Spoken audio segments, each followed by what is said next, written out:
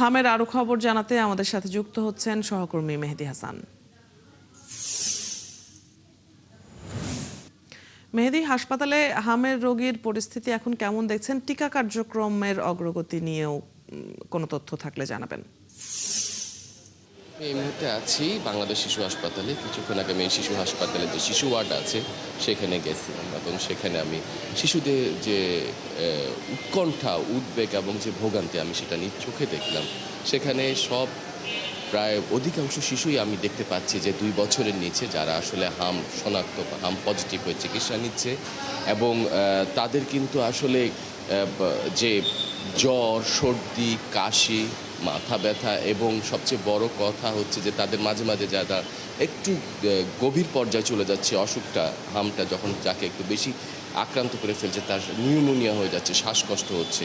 তো এমন সব নানা ভোগান্তির মধ্যে দিয়ে আসলে এই শিশুরা যাচ্ছে, আর যাদের বয়স অধিকাংশরই 2 বছরের নিচে। তো ডাক্তাররা চেষ্টা করছে উপসর্গ ভেদে চিকিৎসা দেওয়ার। ডাক্তাররা এই মুহূর্তে যেটা বলছে যে যেহেতু এখন ডাক্তার বলছে যে পিক টাইম অর্থাৎ চূড়ান্ত সংক্রমণের সময় চলছে, হয়তো এই টিকা যেহেতু দেওয়া হচ্ছে, হয়তো আগামী 1 মাসের মধ্যে এই টিকার ফলে হয়তো এই রোগটা শনাক্ত এবং মৃত্যুটা কমে আসবে। আপনি জানেন টিকা নেওয়ার পর 20 থেকে 30 দিন লাগে শরীরের মধ্যে অ্যান্টিবডি বা রোগ প্রতিরোধ ক্ষমতাটা তৈরি হতে।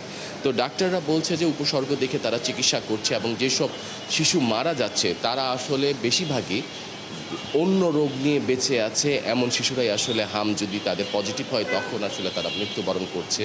কারো যদি হৃদে হার্টে ফুটো থাকে বা লিভার সমস্যা থাকে বা ফুসফুসে একটু দুর্বল থাকে বা অন্য কোনো জটিল ধরনের রোগ থাকে, এই শিশুদের যদি হাম হয় তাহলে কিন্তু সেই শিশুরা মৃত্যুর মুখে পতিত হচ্ছে।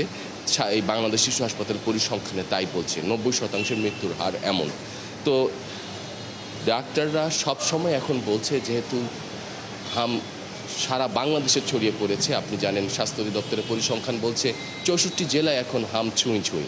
তো এই চিকিৎসার পাশাপাশি ডাক্তাররা এই টিকাকে আসলে একমাত্র বিকল্প দেখতেছে, যে আসলে যে এই টিকা ছাড়া এই শিশুদেরকে এই মুহূর্তে হাম থেকে বাঁচানো কোনোভাবেই সম্ভব নয়।